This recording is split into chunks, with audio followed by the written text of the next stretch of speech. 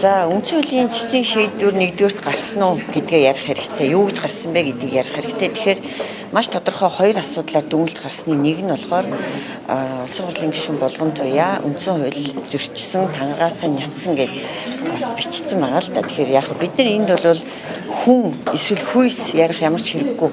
Зөвхөн субъект улсын хурлын гишүүн гэдэг субъект нь үндсэн хууль зөрчсөн гэж бүр бичсэн байгаа. За нэг зөрчсөн үү зөрчсөн. За гишүүн үндсэн хууль зөрчих юм бол яах вэ гэдгийг дараагийнхаа хуулиудаар шийдэгдэх ёстой. Өөрөөр хэлбэл улсын хурлын тухай хууль, улсын хурлын чуулганы дэгийн тухай хуулиар шийдэгдэнэ.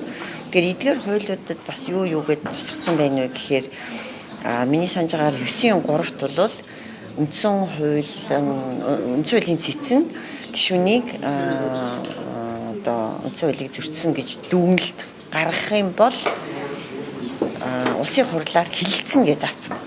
Хилэлцэн 9-3-т. За 9-4-т болохоор за яаж хилцэх вэ гэдгийг заасан байгаа. Яаж хилцэх вэ гэвэл төрийн байгуулалтын байнгын хороогоор хилцнэ. За хилцээд тэр төрийн байгуулалтын байнгын хорооноос гарсан санал дүгнэлтийг үндэслэж улсын хурлын нэгдсэн чуулган нууцаар санал хураана гэдэг. Гол нюанс нь үндэслэж гэж байгаа байхгүй юу? Тэгээ санал хураана гэж байгаа. Тэгээ санал хураагаад тэгтээ нөгөө тухайн чуулганд оролцсон олонхын саналаар эгүүлэн татах эсхийг шийднэ гэх. Дахиад тэр 9-4-т нь маш тодорхой заагдсан байгаа юм. Тэгэхээр нууцаар санал хураах нь байна. За 1-р, 2-р 64 гишүүн оролцох нь байна. Нөгөө хуралд оролцох гэдэг чинь хизээ хүчин төгөлдөр болдгоо гэвэл олонх буюу 64. Дахиад 64-ийнхаа олонх гэхээр 33 хүн коноп дарж иж шийднэ. Эгүүлэн татах хэсгийг. За татахгүй гэд нууцаар санал хураацсан бол тэгэл үлдэнэ гэсэн үг. Энд чинь бас улсын хурлын бүрийн эрхийн асуудал байгаад байгаа юм. Тэр хамгийн гол нюанс болохоор хилцэх шаардлагатай. Тэгээ татах хэсгээ их хурл дахиад шийднэ гэсэн үг. Тэгэхээр ерөөсөө маш тодорхой заасан байгаа байхгүй. Тэгэхээр энэ процессыг эхлүүлэхгүй шүү. Эхлүүлэхгүй байна. Тэр бол буруу. Төрийн хийн эхлүүлэх ёстой. Та нэг хэлээд өгөөч. Төрийн байгуулалтын байнгын хороо. Одоо ерөөсөө дүгнэлтээ унших хэрэгтэй. 8 дугаар дүгнэлт байгаа шүү дээ. Цэцгийн 1-р асуудал юу гэж заасан бэ? Тухайн гишүүн субъект үндсэн хуулийн цэцгийг зөрчсөн. Үндсэн хуулийн зөрчсөн.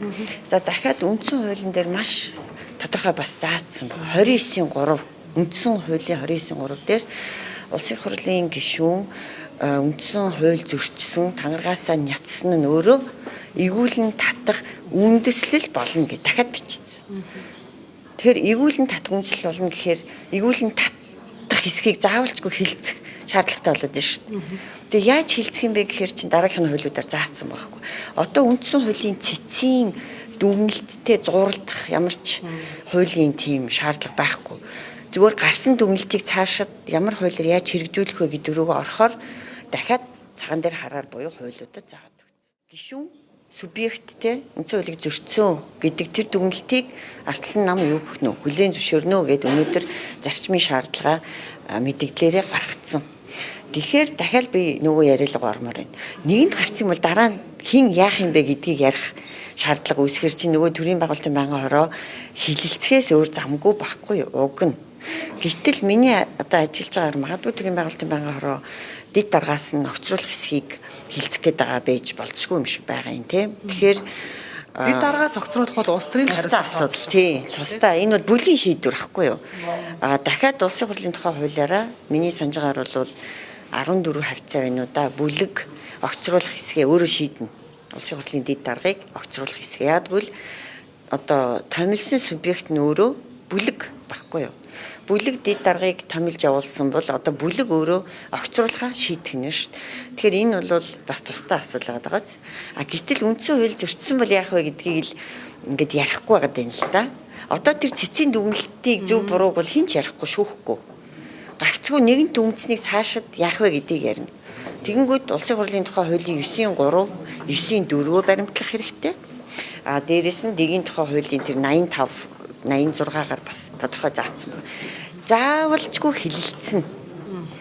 Хилэлцээд одоо эгүүлэн татах юм уу, татахгүй юм уу гэдгээ яах нь вэ? Нэгсэндээ улсын хурлын гишүүдийн хуралд оролцсон олон хороо шийднэ гэсэн. Маш тодорхой. Тэгэхээр би нэг юм ташрамд хэлмээр байна л да. Улс үндсэн хуулинд бол дахиад заасан байгаа шүү дээ. Нас, хүйс, ажил, албан тушаал, мэрэгжил тийм үү? Яс үнцээр үл харгалзаж одоо хүмүүр хуулийн өмнө тэгш байна гэд заасан байгаа. Тэгэхээр одоо нөгөө амтны ферм гэдэг нэг зохиол байгаа шүү дээ. Тэрийг бид нар сүүлийн үед их ярьж байгаа тий. Бүх амтан тэгш хэрэгтэй. Гэхдээ зарим амтан илүү эрхтэйгээ заасан шиг улсын хурлын гишүүд хуулийн өмнө илүү эрхтэй байх юм уугүй юм уу гэдэг асуудлыг л бид нар ярих хэрэгтэй. Ер нь одоо сүүлийн үед улсын хурлын гишүүдтэй холбоотой давуу эрх эдлэх хэсэг тухай асуудлыг бид их ярьдаг боллоо тий. Дөрвөн 7 хоног тэгч одоо улсын хурлын гишүүнээр ажиллаж байгаа хугацаанд одоо тий одоо хууль шүүхийн асуудалд бол оролцсон байсан ч бараг хамаагүй одоо юу яахгүй төтгөлзүүлэхгүй гэдэг асуудлыг оруулж ирсэн тий. Тэр бол бас маш буруу шүү дээ. Энд чи дахиад гахаа илүү эрхтэй эсхийг л ярих гэдэг шүү дээ. Өнөөдөр хүртэл тэр байгууллагын байнгын орон дээр бас асуудал орж ирж байна. Тэг гишүүн дээр дахиж сонгогдохгүй бол 12 сарын одоо цалинтай тэнцэх хэмжээний тэтгэмж энэ бол бас л би бол буруу гэж үзэж байгаа. Тэгэнгүүт нууц хадгалуулахын тулд мөнгө өгдөг гэж байгаа байхгүй юу? Гэтэл чи ёсортгон гэдэг нэг асуудал байд юм уу байдаггүй юм уу те? Бид нар ерөөсөө ингэдэг нэг ёсортгоныг ерөөсөө яриха болчлоо. Улс төрч хүний бас нэг юм улс төрийн соёл гэж нэг байна. Тэгэхээр улс төрийн соёлоор бол яах ёстой гэвэл тэр хүн ийм өндөр дэд албан тушаал хашсан учраас одоо бас өөрийнхөө ёсортгоондоо баригдаад тэр нууцыг алдахгүй байх үүрэгтэй байхгүй юу. Тэг мөнгө авч байж хадгална мөнгө өгөхгүй бол одоо бараг задлах юм аа шин улсын нууцыг.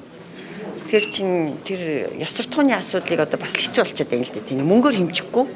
Тэгэхээр улсын хурлын гишүүн хэн болох ёстой вэ гэдгээд бид нар дахиад бодох ёстой. Ёсортгооны асар өндөр ийм соёлтой хүмүүс уг нь бараг болж байж тэр нууцыг гадныхан задлах хэсэг чинь түүгээрээ тодорхой болох хэрэгтэй байхгүй. Түүнээс биш мөнгөөр бол бид нар тэр асуудлыг шийдэж болохгүй. Тэгэхээр өөрөөр хэлбэл би дахиад хэлэхэд улсын хурлын гишүүд бол давуу эрх эдлэх ямар ч үндслэл байхгүй. Тэгэхээр бол яг л бус гишүүдийн адил магадгүй нөгөө нэгэнт ажилгүй болсон бол 3 сарын цалинтай тэнцэх хэмжээний тэтгэмжийн асуудлыг бол зөвхөн төрийн албаны тухай хуулиараа ярьж болно.